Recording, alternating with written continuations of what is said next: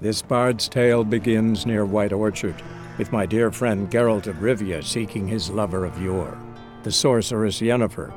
She'd eluded him for years, but now seemed just a few steps ahead.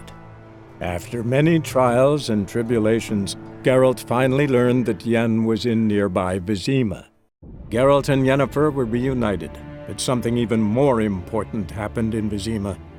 Geralt learned that Cirilla, his one-time ward, had returned from afar, and she was in danger. He was to find her, at the Emperor's command and Yennefer's behest. The Witcher's contact in Velen was to be Hendrik, the Emperor's spy. Hendrik was operating incognito in that war-ravaged land. His mission, to gather intelligence about Ciri. Yet Geralt arrived too late. The Wild Hunt had reached Hendrik first. The Witcher learned nothing from the spy's corpse, but the Wraiths had failed to find his notes. Geralt read them and knew that Ciri had been a guest of the Bloody Baron, a local warlord, and that she'd quarreled with a witch. While searching for the witch Ciri had quarreled with, Geralt ran into an old friend, Kiera Metz. The sorceress told the Witcher about a masked mage. Ciri had seemed to have taken shelter in his hideout. The Witcher set off to find it, with Kiera in tow. Ciri had never reached the elven mage, yet the Wild Hunt had. The ghostly retinue was one step ahead of Geralt, or so it seemed. The Witcher felt that all was lost, until Kiera gave him a new lead, the Crones of Cookback Bog. While in Cookback Bog, Ciri had happened on the Crones. The beastly sisters took her in, then wavered, unsure if they should eat her or surrender her to the Wild Hunt. Ciri escaped before they could decide. Pursued by a spectral rider, she had fled into the swamp, where Geralt lost her trail once more. He now needed a new lead.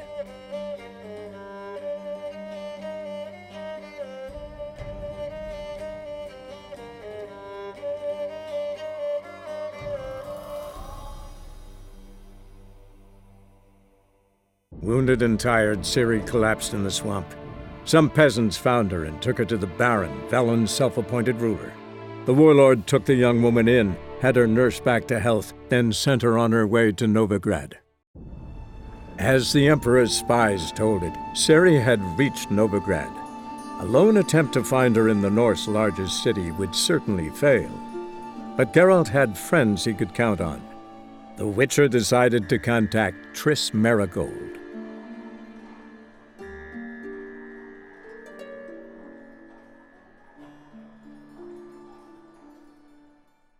Triss could not help Geralt, yet she did direct him to Corrine Tilly, an oniromancer and an expert at finding the lost and the missing. Guided by Corrine Tilly, the Witcher had a dream. In it, Ciri and I, the bard Dandelion, were reunited. Geralt now knew that to find Ciri, he would first need to find his dear old friend. But finding me proved no simple task. For having fallen afoul of Novigrad's underworld bosses, I'd disappeared. Yet Geralt soon discovered my whereabouts, a cell in the dungeon of the Temple Guard. With the help of our friends, Geralt managed to free me. Good thing, too, for indeed I knew what had happened to Ciri. Sadly, she was no longer in Novigrad. Pursued by bandits, then cornered by the Temple Guard, she had disappeared in a flash of light and a gust of heat. Where to? This I did not know. As Yennefer of Vengerberg told it, there had been a magic explosion in Skellige. Related to Ciri's reappearance, it had destroyed a vast swath of forest. Geralt set out for the Isles to join the sorceress and seek further clues of Ciri's whereabouts. The druid Ermion, however, had no intention of letting Yennefer examine the woods, so Geralt and Yen sought out Jarl Krakon Kreit, who helped break down the druid's resolve. Yennefer's suspicions proved true. Ciri had appeared in Skellige. She'd arrived from another world together with a masked mage. She and the mage had fought the Wild Hunt before fleeing through portals that carried them to Velen. There, one trail ended, another began.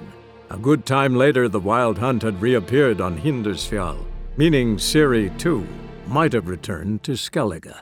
On Hindarsfjall, Geralt and Yen learned that Ciri had returned to the Isles. She'd rejoined her friend, the masked mage. They had boarded a boat and sailed off in an unknown direction. The boat had returned, one passenger on board, a creature as mindless as it was hideous. One of Skellige's jarls captured the poor beast, then sold it to a merchant from Novigrad. His long search for Ciri led Geralt to conclude that Uma, the ugliest man alive and the victim of a curse, was the key to finding the young woman. Geralt needed to lift the curse, so he took Uma to the home of the world's greatest specialists on dark spells, to the Witcher's fortress of Kaer Morhen. The curse that held Uma proved hard to lift, but Yennefer and the Witchers managed to do it.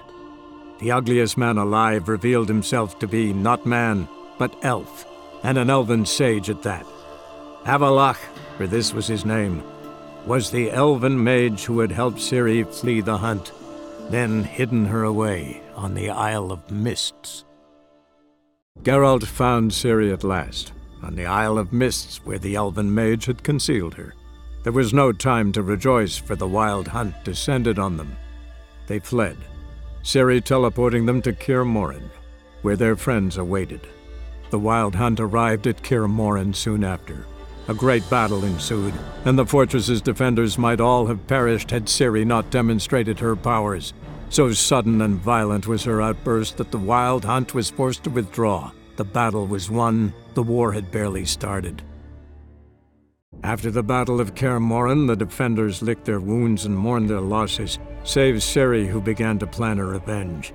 She woke Geralt one night and urged him to travel with her to Velen, to the top of Bald Mountain, where she knew she'd find Imlerith. She had decided he had to die. Her plan proved sound.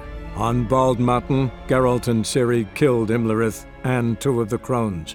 Spurred by their success, they resolved to challenge Eredin.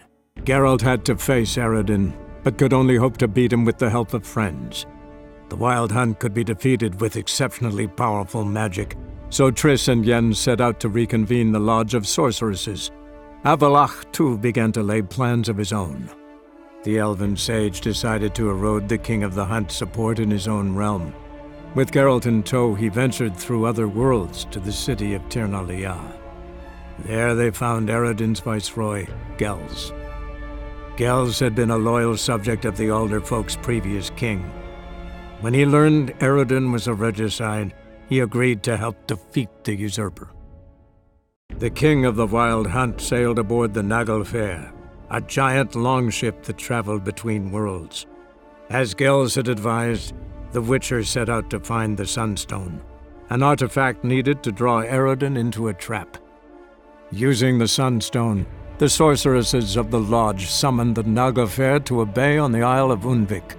Thus began the last decisive battle against the Hunt.